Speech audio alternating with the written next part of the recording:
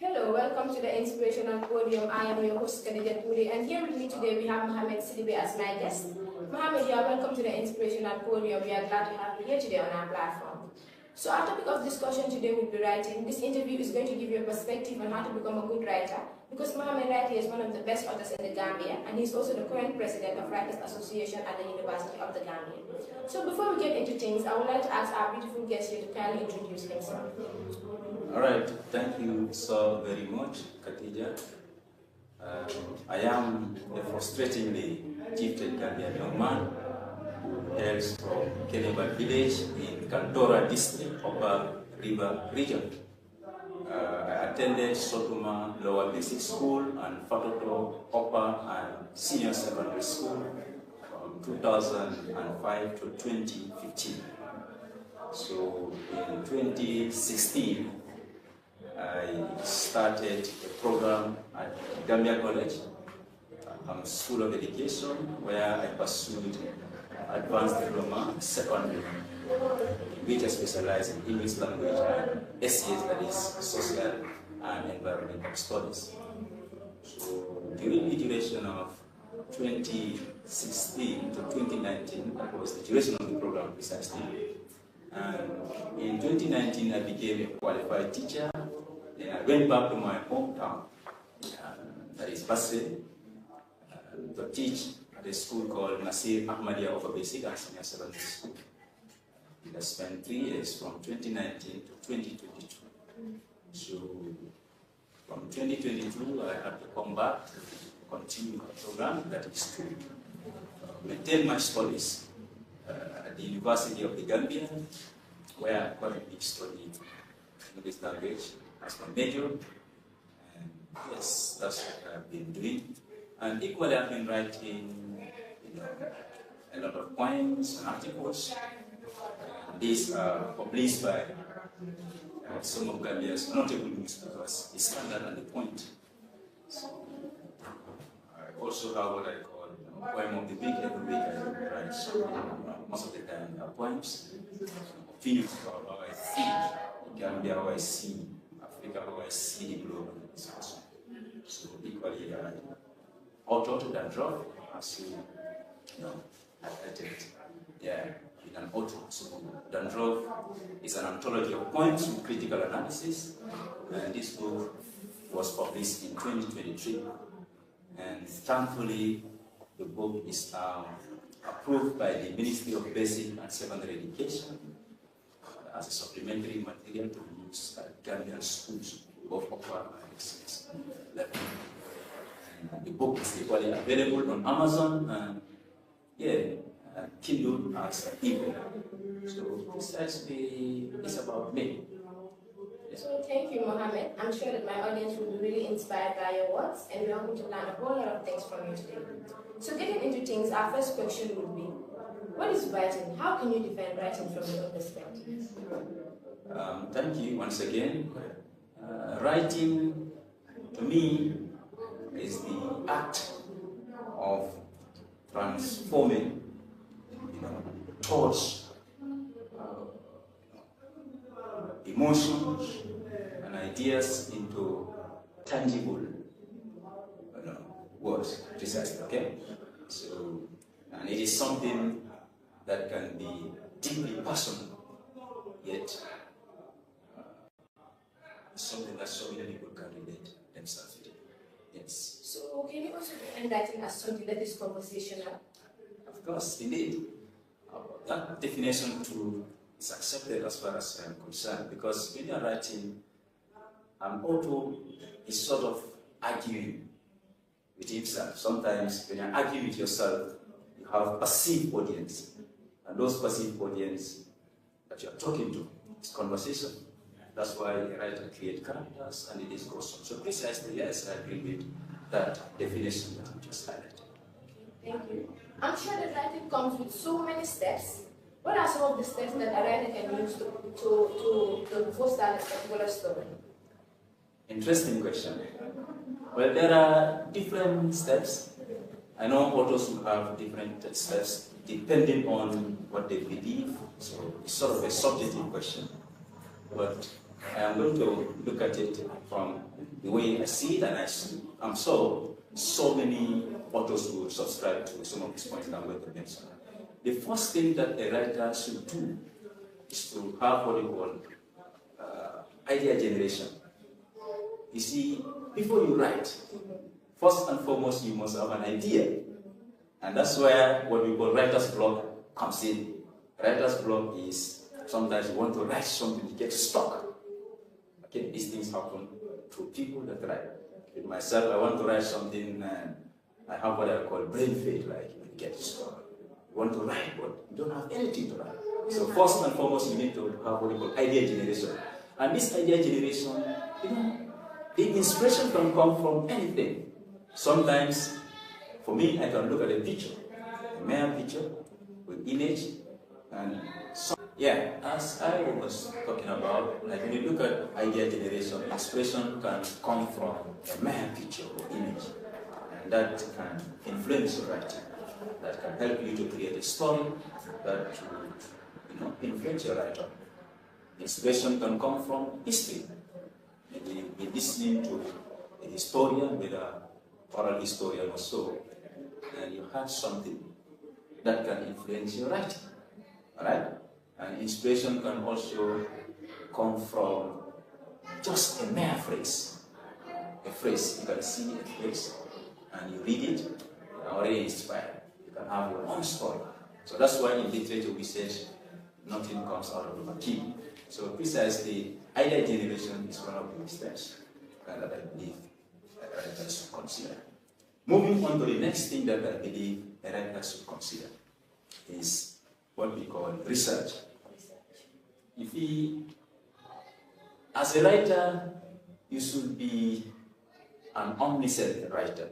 Anyway, I know it is debatable, others might say we don't have omniscient writers, but I have my arguments, I'm going to raise them. The reason why I said you should do research is because as a writer, you should know what you're talking about. You should be okay with your information. Okay? You cannot talk about something if you don't do extensive research. And in that research, that's why in literature there are some scholars, they will tell you, sorry for my ungodly language, they will tell you a writer is God. Alright? And their argument is, the reason why they believe a writer is God, the writer knows everything about his work. If a writer wants, a writer would make a character to be foolish.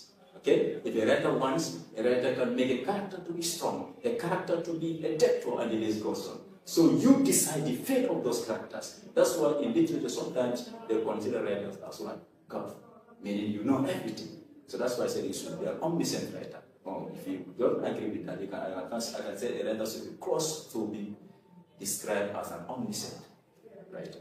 So you need to do research before you write. The first one, you talk about idea generation. The second one, you have to do extensive research. Because when you do research, you're okay with what you want to talk about, so that you will argue based on facts and figures. Otherwise, you'll be talking and your ignorance will be shown. Yes, you need to also have, maybe let's just talk about the plot planning. How do you want to, narrate your story? Because if you look at literature, we have different styles when it comes to plot planning. And among those styles, we have, let's just talk about linear plot, for example. It is the simplified way a writer can use, because it will have what we call exposition at the beginning, we call it prologue. It will have what we call, conflict.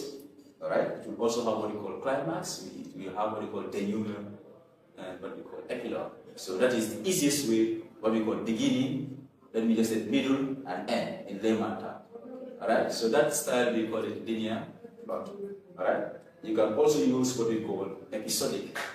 Watch most of these Indian movies also, these season movies. Even Mali, watch the movie season 1, episode 1.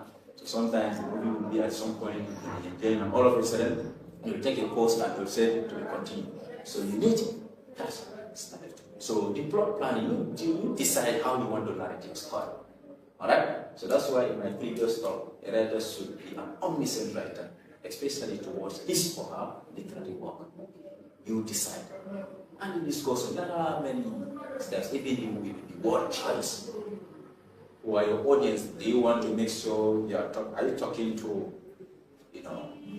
a formal setting? Are you talking to people that you believe maybe they are more of the high class? Are you talking to ordinary people? Are you talking to, in the professional industrial? I mean, those that are specific in some areas. So you decide precisely. So there are different steps, as I said, and I think these are a few steps that I just want to highlight. So these are the few steps that a beginner should use when writing a story. Exactly. Okay, so I have seen many authors writing their books in different styles. Can you mention some of the styles that could boost a story or content? Okay, interesting question. There are different styles when it comes to writing, depending on the genre, what we call the types or the area that you want to focus on. Example, if it is poetry. Poetry, for me, I believe, the most important thing that a poet can employ, and the most important thing that a poet can use in his write-up, and that will make his write-up to reach this theme, is what we call imagery. The ability that you utilize imagery determines the richness of the literary form. And when we say imagery, it comprises, these metaphors, personification, hyperbole, and this goes on. So in imagery, you use words. Anytime you use those words, whenever people read those words, it creates what we call mental image. Right? So that style is very important for poetry. Because when you look at, there are different styles. But let's talk about the play. Let's talk about any of these things like a play or drama. If you look at a play, there are some writers, they use storytelling to narrate. To narrate or to write their stories. And among those books, if you look at our learned Janet Young, she's a Gambian author. That book is again Chains of Inspiration. She uses storytelling to talk about the transatlantic slave trade. Right? She started it with words of wisdom. Because if you look at the drama there, it's all about despite the slave trade, others will say 400 years, others will say, and the list goes on. So despite traumatic experiences Africans have gone through, still we survive. Still we are determined to excel. So in that book, Janet Bynum uses, let me say, Africa's triumph over slavery or transatlantic slavery. But if you read the book, you'll see storytelling depicted. She even uses characters like the Creole and the Discourse. So that is another style. You can use storytelling, okay, to narrate whether a poem, because poems we have different types. We have what we call narrative and the discourse. If it is drama, poem, right, and the discourse on. You can also use satire. Satire is when you make a mockery of society. You can talk about sensitive issues, making them humorous while you are delivering a message. So we call it satire. The examples there too. For example, if you look at the trials of Brother, that one is a short drama play. If you look at the drama, Soyinka, it was written by what Soyinka. Soyinka uses satire, and this satire is very serious. We call it juvenile satire, because satire also we have different types. We have what we call the comical satire. We have juvenile and discourse. So for him, the way he criticizes religious hypocrisy, because in that book it's all about Soyinka making a mockery of those who use religion as a caveat, like he used religion to, to swindle, to deceive people. You pretend to be something when you are not. So in that book, the trials of Brother Jew. Brother Jew started by saying, I am what? A prophet by birth and by inclination. And he has been discrediting all his former teachers and discourse. So you can see authors can use satire, it is symbolism and the discourse on. You can use different techniques when you are writing. The more techniques that you employ when you are writing, the richer your literary. That's why people are respected in different areas because of the way they utilize literary skills. Well, I hear many do say that you should know your audience before writing a book. So do the audience also influence writers' writing style? Yes, the audience does influence the writer's writing style. Because as a writer, you have to know what your audience want, what is their interest, and also their background. So to answer your question, yes, audience or the audience influences writer's writing style. Because you are writing for people, so the way they react to your message should influence your writing. So I agree. So what strategies do you recommend writers should use to engage their readers?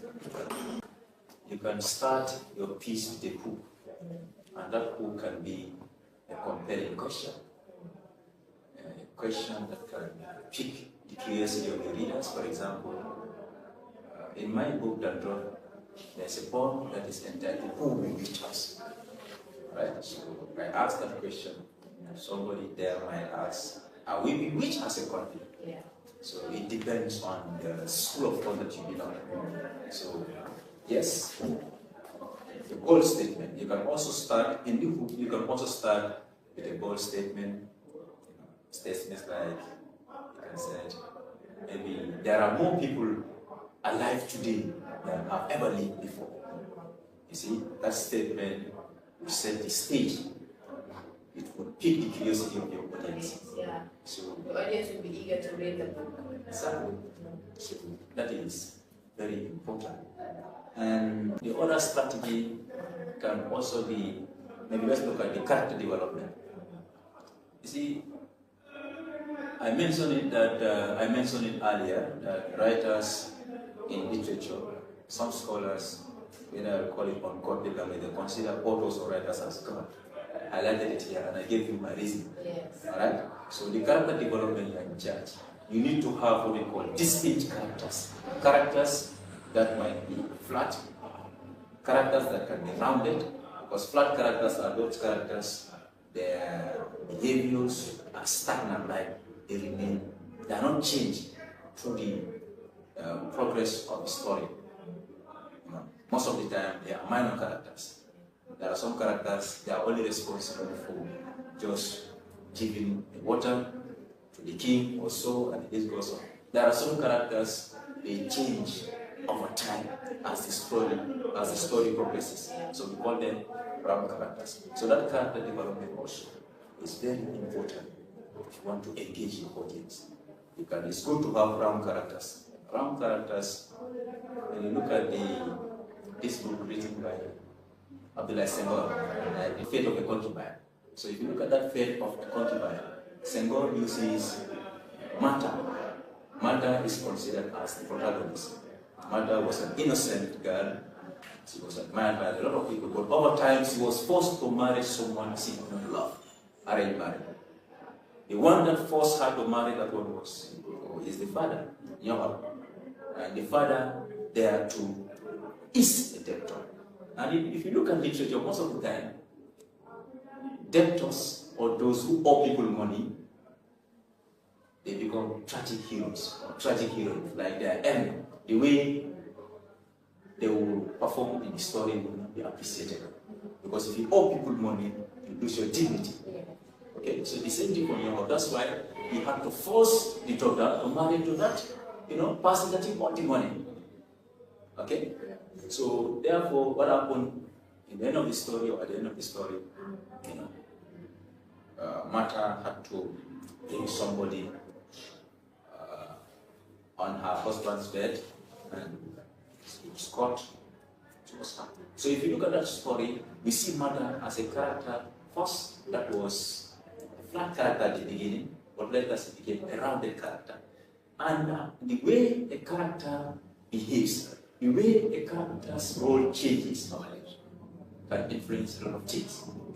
Alright? So that's why we can have different teams in it. So precisely that's another thing. Your character development is also important when you're writing a story. Okay. So, and you look at the plot planning, I mentioned it earlier, it's equally very important. Because when you look at a good writer, is that writer that is able to engage his readers using different literary techniques. Now let's look at these opening lines by Charles Dickens. The great A Tale of Two Cities, when he says something like, it was the best of times. It was the worst of times. It was the age of wisdom. It was the age of foolishness. It was the epoch of belief. It was the epoch of incredulity. It was the season of love. It was the season of darkness. Okay? And it is goes on. So those lines are hooking. If you look at A Tale of Two Cities written by Charles Dickens, he compares, let me just say, London and Paris, how those characters in those two cities have an influence in history. So you can use that line or that style also to keep your readers, because that line is very interesting. What does it even say? It was the age of wisdom. It was this, it was this. So it's another style that an author can make sure his audience follows the pattern of the narrative. So it's very important. And as I said, we have a lot of them. You can use symbolism to keep your readers. Let's look at the beggar strike also. Because if you look at the beggar strike, it's written by Aminata Sofa. The beggar strike is, in fact, one of the selected novels or one of the selected texts that is being read currently by our grade 8 and grade 7 UBS. And it's one of the books that is being examined. So in that book, the title is Beggars. That is, the beggars, they symbolize something, or the title symbolizes something. Who are the beggars? The beggars symbolize what we call the marginalized. Okay? Now, when you look at the authority, those in charge, symbolizes, or it symbolizes what we call the corrupt leadership in Africa, Senegal to precisely. And when you look at the strike itself, it symbolizes what we call the power of the oppressed. So precisely, writers can use different techniques to keep their readers. And most of these techniques are literary devices that you use or you employ in your literary work. So to answer your question, you can use a lot of them.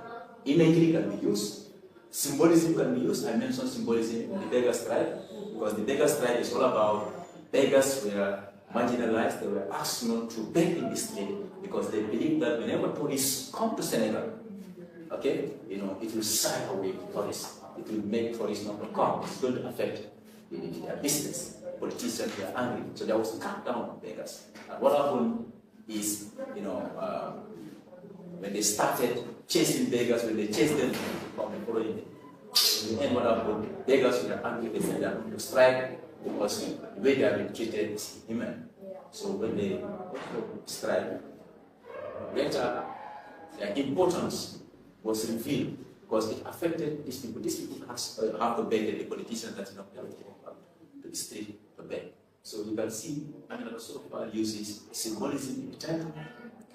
He uses what he calls satire there, but that satire is a comical satire, and it is goes. So precisely, you can use different techniques, and most of these techniques have to be literary devices that can help you to keep your readers. And also making the headline catchy so that it will be interesting, so that the readers will be eager to know what is inside the book. Fantastic. Exactly. So that's why if you look at even the title, the beggar strike, it's an irony. Meaning you don't expect beggars, you are begging. And we don't expect beggars to strike. But in that book, beggars are striking. Beggars are striking. So the title itself is catchy. It's catchy. It is hooking. Okay, because somebody will want to know, how comes beggars also? In fact, they use also. Huh? Yes. So, Muhammad, I'm really inspired by your strategies. They are really given.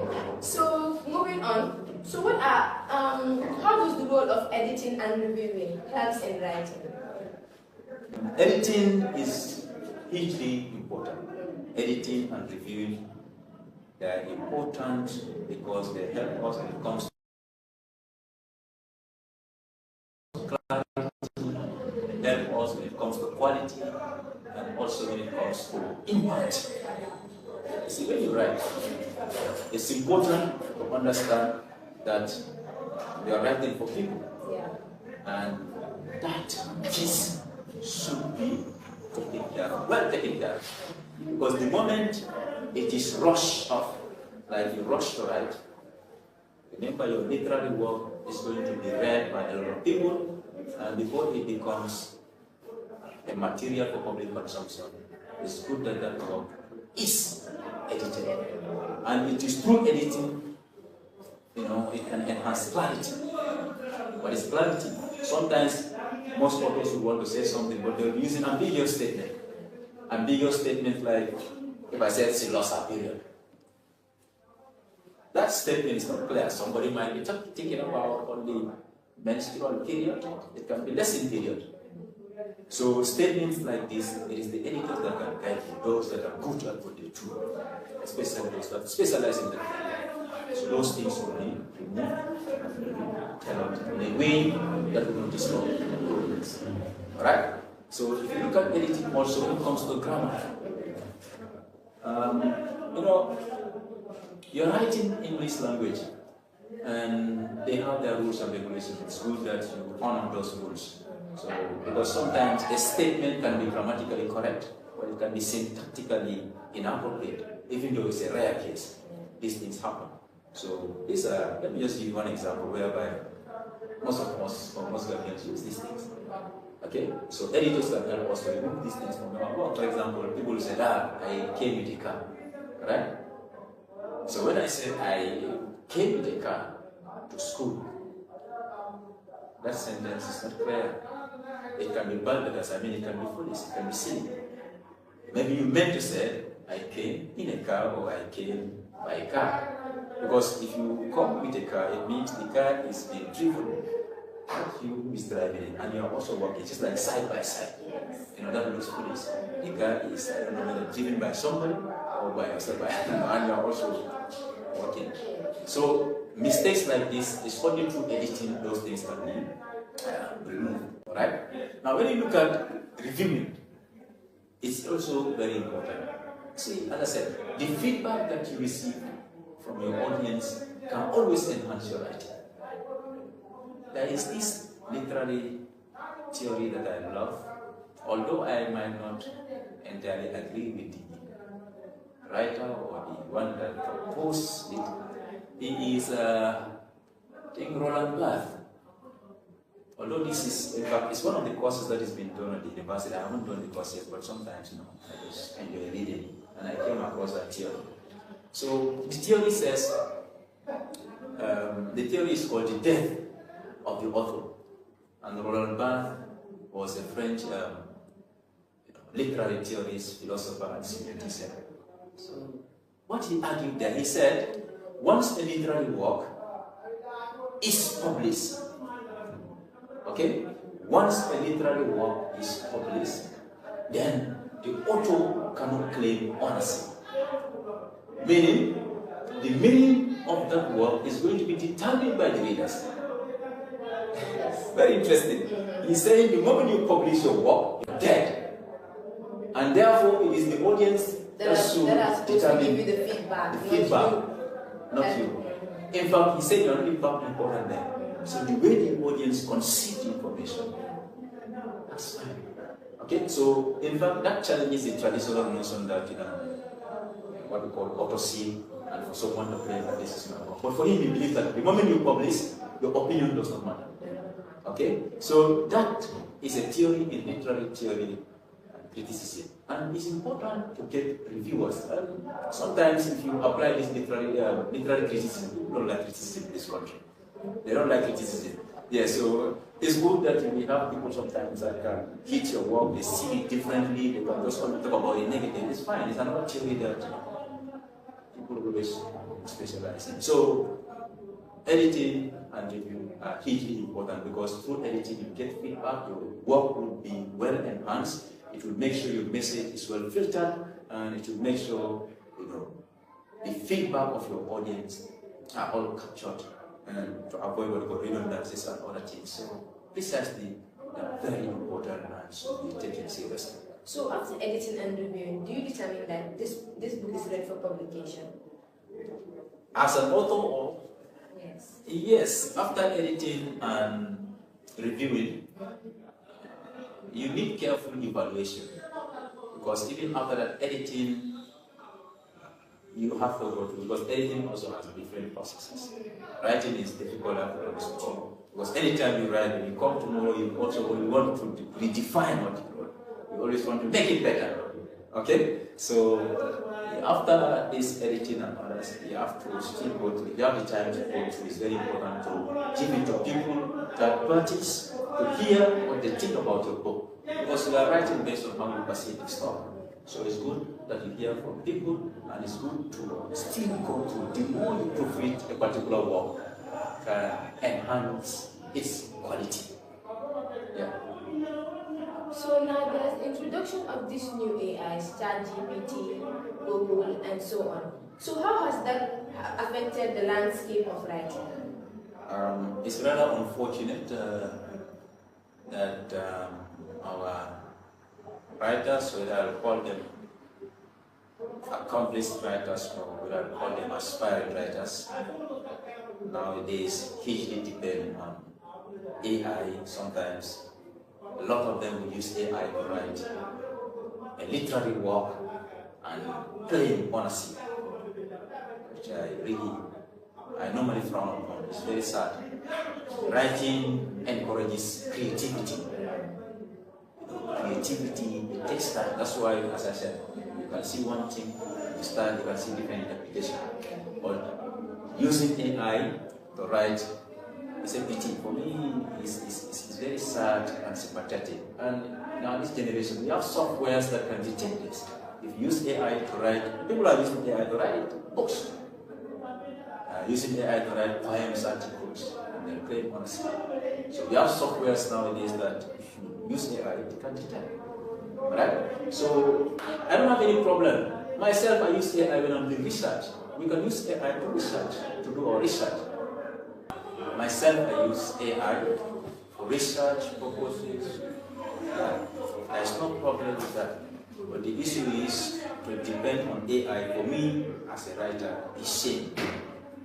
Precisely, I don't encourage it at all as a writer. So your advice is that writers should not depend on AI for writing?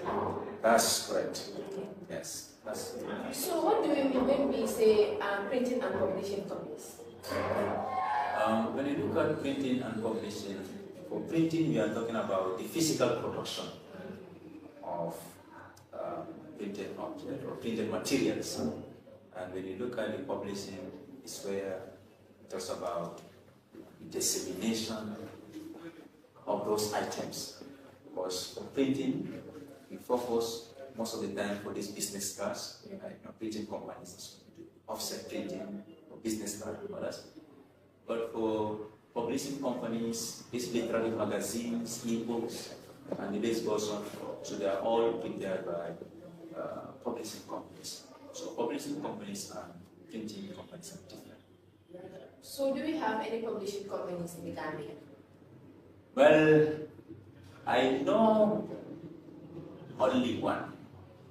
Yes, I know Fuladu is publishing, handled by our learned grammarian senior citizen, Mr. Sidibeh. Yeah, so he's doing a brilliant job. He's been doing a great job over there. So consider it as a publishing company, even though there are variations, because if you go to other countries, as a writer, your job is to write. And but here in the country, you do advertisement by yourself and you discuss on. So in other countries, when you are done with your literary work, they will buy the material from you, you get what you call royalty. And the publishing company will do a lot of work, they do most of the work. Okay? But as I say, these are just variations from other countries. But in the country, I know only one, which is Fuladu Publishing. Yes, just adjacent university. Okay. Yeah, Canifing campus. So can a writer convey their own messages in their book? Yes, indeed. When you are writing, you can convey your message in your own. Because in fact, by writing itself, you are conveying your message. Sometimes, although you see something you are not happy, you write. Sometimes you heard something from an elderly person saying something, and you think it's important, you write about it, and it discuss. So all what you are doing is to convey a message. You are conveying a message. What is that message? Most of the time, there are societal issues. Yes, to answer the question, indeed, a writer can convey his message in his own literary work. Meaning that one can discover themselves through writing. Very well, yes, we can discover. How do you see the impact in the Gambia in response to societal changes? Well, I see it positively because, you know, recently Gambians have been writing brilliant books. So these books do influence, you know, societal changes. Okay, Gambian authors, the likes of Teacher Salah, right? Africa Was Young, it's an eponymous anthology that talks about Janet Bajan Young, and for Faith, you know, Change of Inspiration, The Lies and God, Fate of a Concubine, and the list goes on. So all these messages depict, you know, the traditional stuff of Gambian matters. Let me just say the traditional stuff of Gambian matters, and the list goes on. Because most of the time, whenever they write, when people read their work, they are influenced. They guide morality. And myself, the book that I wrote, the same thing. The thematic message there is about morality. Okay, it's there to emphasize the importance of morality, because it is not everything that we need. We just have to be morally strong to do what we say. So, meaning that writers can tackle societal issues? Yes. They can tackle, yes, we can tackle societal issues through writing, because when you write, as I said, normally you have audience or audiences, if you like. And this audience is your message, whether you know it or not. Somebody is inspired somewhere. And that inspiration coming from you can even change the fate of that person. Yeah. Because if you are inspired, nothing can stop you. Yeah. You become unstoppable. And that can come through writing. And you know, Gambian matters can be talked about through writing and the discussion. Sometimes, even let me give you a simple example. Just what's on Gambia here. Let me not use that online stuff. Sometimes government will be misbehaving. They'll talk about it. People will comment, you know, and they'll change. Okay? So writing can change a lot of things. Because so what is your final statement to first-time authors and everyone watching, especially writers that are aspiring to take the journey of writing? Alright, my final message is writing is a process, and normally in that process you need people to guide you, and that guidance is very important. There is this African proverb that says, "A fly with no one to advise follows the corpse at the grave."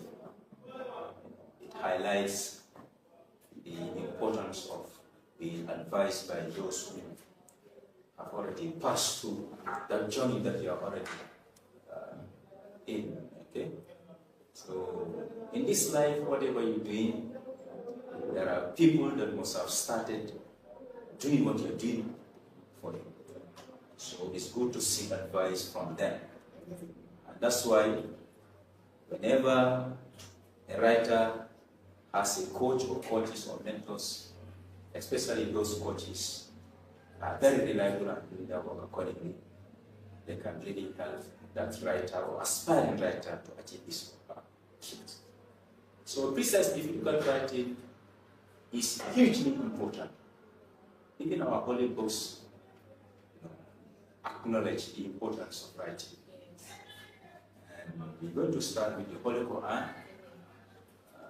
If you look at chapter 68, that is Surah Al-Qalam, verse 1, it reads, Noon wal qalam wa ma yasturun. So there God is saying, you know, by the pen and what the angels write in the book of men. So you can see God is swearing using the pen, something that he himself created. So the importance of pen is depicted in the Holy Quran. If you look at the Holy Quran itself, it's written, whether it is written by whatever pen, it is written by a pen. Because the pen can be any type of pen, whether metaphysical pen or whatever type of pen. Right? So you look at the Holy Bible too. When you look at Proverbs 3, verse 3, It said, let love and faithfulness never leave you. Bind them around your neck. Write them on the tablet of your heart. So, in this proverb 3 verse 3, writing is metaphorically linked to internalizing what we call truth and values. Right? So these are all things that we can see that writing is not today's phenomenon. It had been existing. In fact, most of these prophets that we are told, they all came through revelations, and these revelations can be through orally or written form or whatever. So writing is really important. And as I said, the advice is simple. A good writer should be a good reader. You want to become a very good writer, you have to be a well-read person. Become what you call a bibliophile. You know, be an avid reader. Alright? But you cannot write when you don't read. Unfortunately, these days, so many people write when they're supposed to read. So precisely, I will take a pause here and give you the party. Thank you. So Muhammad said a good writer should be a good reader. So thank you. That was Muhammad Sidibeh. And I'm sure he has, of course, given you the strategies recommended to become a good writer, defining what is writing, styles needed, the steps, and so on. And I was your host, Khadija Toure. Please don't forget to follow our Facebook and YouTube page. Until we meet again, bye-bye.